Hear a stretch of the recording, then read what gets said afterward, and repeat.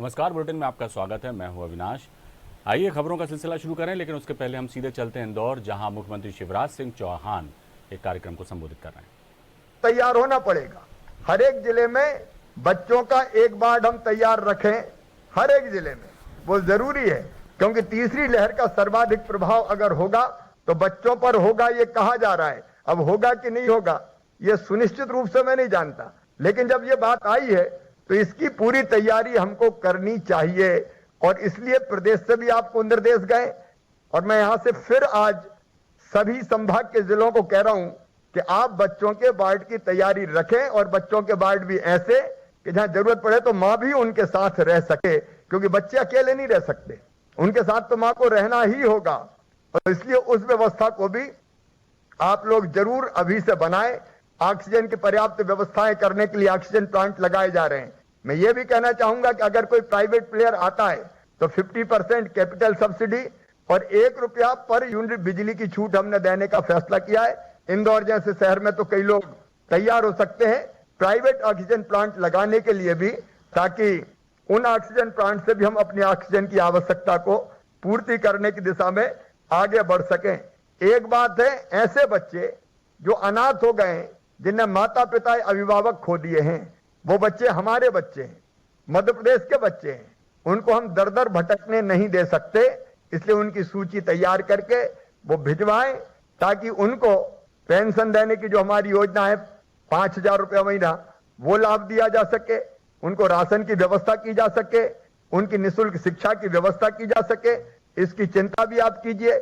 जो कई योजनाएं भी शुरू की, फ्री राशन देना है, 3 महीने का राज्य सरकार दे रही है, 2 महीने का प्रधानमंत्री गरीब कल्याण योजना के अंतर्गत माननीय प्रधानमंत्री जी दे रहे हैं। इसका व्यवस्थित रूप से वितरण हो जाए, ये सुनिश्चित क्राइसिस मैनेजमेंट कमेटी, मेरे विधायक साथीगण, सांसद साथीगण ये निश्चित तौर पर कर लें, ताकि, और उसमें हमने ये तय किया है कि कोई गरीब छूट गया तो चिंता मत करो, पात्रता पर्ची बनाओ और दे दो राशन, ताकि उनको कम से कम इस संकट के समय में दिक्कत ना हो। मैंने प्रारंभ में ही बताया था कि और कई ग्रुप ऐसे हैं जिनको हम कुछ सुविधाएं देंगे, उनके खाते में पैसा डालेंगे, तो कुछ के खाते में डाला है, कुछ के खाते में और डालने वाले हैं। संकट के समय हम अपने ऐसे परिवारों के साथ खड़े हैं। झोला छाप डॉक्टर के प्रति 2 दृष्टिकोण हो सकते हैं। एक, रोक लगा के उनके खिलाफ कार्रवाई कर दो, लेकिन कुछ जगह बहुत अच्छा प्रयोग किया है, झोला छाप डॉक्टर को ट्रेनिंग देके, और वो क्योंकि वो इंजेक्शन लगाना जानते हैं, छोटे मोटे चीज व्यवहारिक ज्ञान के कारण जानते हैं, तो दूसरा तरीका ये हो सकता है कि उनको हम ट्रेंड करें। तीसरी लहर में भी वो काम आ सकते हैं, गांव गांव में तो वो बैठे हुए हैं, और एक मिनिमम ट्रेनिंग देके हम उनको कुछ जरूरी कामों के लिए तैयार करके उनका सहयोग भी ले सकते हैं। ICMR और बाकी सब गाइडलाइन के कारण उनको इलाज की इजाजत नहीं दी जा सकती, लेकिन वो किसी के मार्गदर्शन में बाकी काम कर सकते हैं। तो दोनों फायदे होंगे। एक तो वो ऊट पटांग कहीं किसी को सैलाइन वाटर चढ़ा दी, कहीं और कोई इलाज करके दवाई दे दी, उसके बजाय वो कोविड का बेहतर इलाज जो हो रहा है उसके अनुरूप व्यवहार कर सकेंगे। तो इस बारे में भी हमको विचार करना चाहिए। एक मैंने जागरण रथ की बात कही, अपने अपने विधानसभा क्षेत्र में विधायक साथी चला सकते हैं, जिसमें हम जनता को लगातार जागरूक करने का प्रयास करें, क्योंकि जनता जब देखेगी कि बहुत घट रहा है तो फिर लोग उसी मूड में आएंगे। शादी विवाह त्योहार भीड़ भाड़ ये मनुष्य का स्वभाव है, लेकिन उस समय भी हम आज भी 31 तारीख तक घरों से बाहर, इसके लिए सावधानी रखने के लिए, और उसके बाद भी कोरोना संक्रमण को फैलने से रोकने का व्यवहार जिसको कहते हैं, उस व्यवहार को बनाए रखने के लिए भी हमको जनता को एजुकेट करना पड़ेगा, नहीं तो फिर कब संकट खड़ा हो जाए इसका कोई ठिकाना नहीं है। इसलिए वो हमारे अगर विशेषकर विधायक मित्र करें, सांसद जी भी अगुवाई करें तो ये बहुत उपयोगी होगा। एक आपने टेक्नीशियंस की व्यवस्था की बात कही है।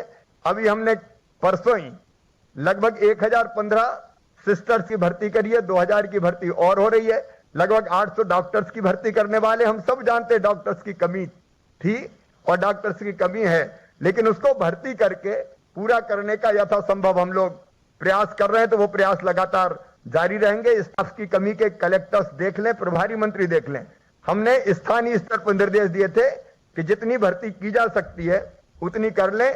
तो वो जो भर्ती आप कर सकते हैं, आपको अधिकार दिए, वो भर्ती आप जरूर कर लें। कई कई जिलों ने कर भी ली है, तो स्टाफ की कमी को हम लगभग पूरा कर सकें। एक जो डिस्चार्ज पेशेंट है उसके परीक्षण की बात मैंने कही है। अब जिन जिलों में कम है, मैं फिर दोहरा रहा हूं, और यहां भी कम होंगे इंदौर में, निश्चित तौर पर ये टीम बैठी है, ये चाहे तो इंदौर में कुछ भी कर सकती है, ढंग से अगर मैदान में निकली भी है, लेकिन अब अगर ठान ले तो 10 दिन में कोरोना मुक्त कर सकती है। जब केस कम हो जाए तो कॉन्ट्रैक्ट ट्रेसिंग ये बिल्कुल हमको शुरू कर देनी चाहिए, ताकि हम समय रहते पकड़ लें। अगर कहीं 5 निकले पॉजिटिव तो तत्काल उनका कॉन्टैक्ट कौन कौन से हुआ है वो ट्रेस करके हम बाकी को भी हम सुरक्षित कर लें, बाकी को बचा लें। इस दिशा में हम प्रयास करें। 2 चीजें और, एक, ऑक्सीजन व्यर्थ ना जाए, देश को भी ऑक्सीजन की जरूरत है।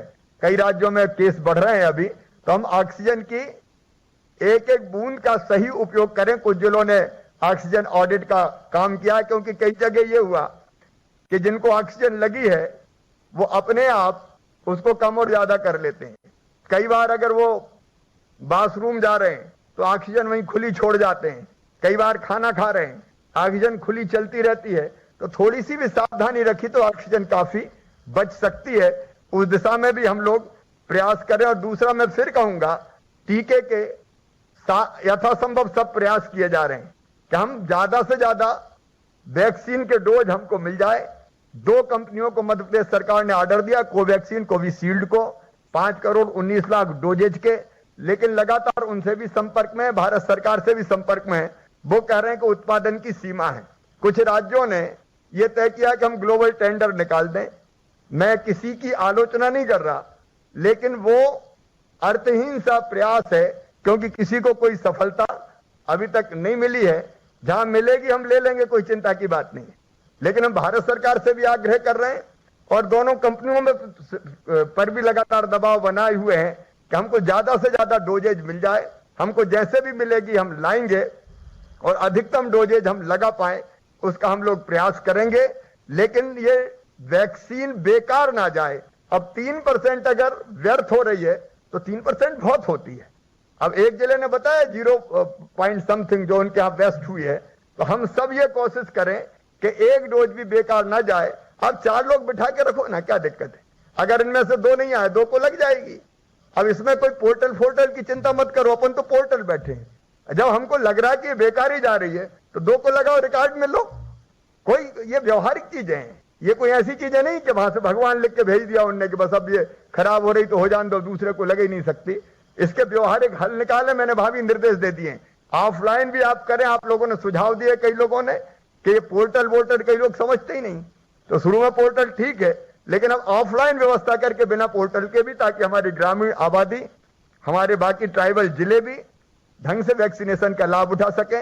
एक मैं सबको अनुरोध कर रहा हूं, विशेषकर ट्राइबल क्षेत्र में कुछ लोग वैक्सीनेशन के खिलाफ गलत प्रचार कर रहे हैं, भ्रम फैलाने की कोशिश कर रहे हैं। वो हम सब की ड्यूटी है कि हम सब तड़वी, पटेल, मुकद्दम, बाकी सबसे बात करके सबको कन्विंस करें और वैक्सीन के लिए तैयार करें। वैक्सीन तो आएंगी, थोड़ा और समय लग सकता है बड़ी संख्या आने में, लेकिन मुझे लगता है जून में, जुलाई में हमको डोजेज की बड़ी संख्या मिलना प्रारंभ हो जाएगी, उत्पादन बढ़ेगा, तब और तेज गति से हम वैक्सीनेशन का काम करेंगे।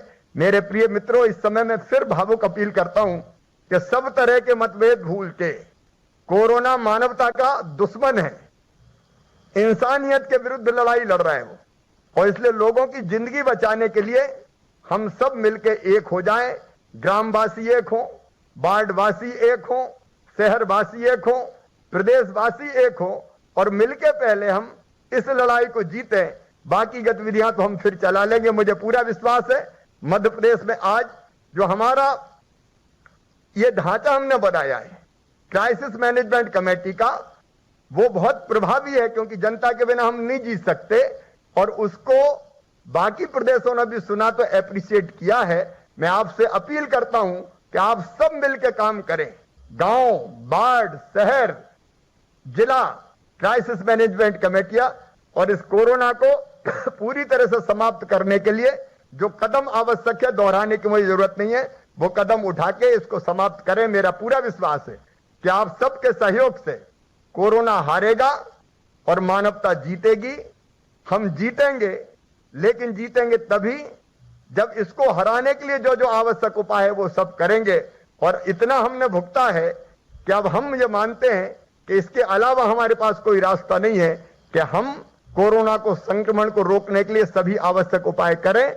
आप सब अभी भी चैन की सांस ना लें, दिन और रात जुटे और हमारा टारगेट 31 मई को कोरोना मुक्त करें, ताकि 1 जून से धीरे धीरे हम सामान्य जीवन की ओर बढ़ सके। आप सबको सहयोग के लिए बहुत बहुत धन्यवाद।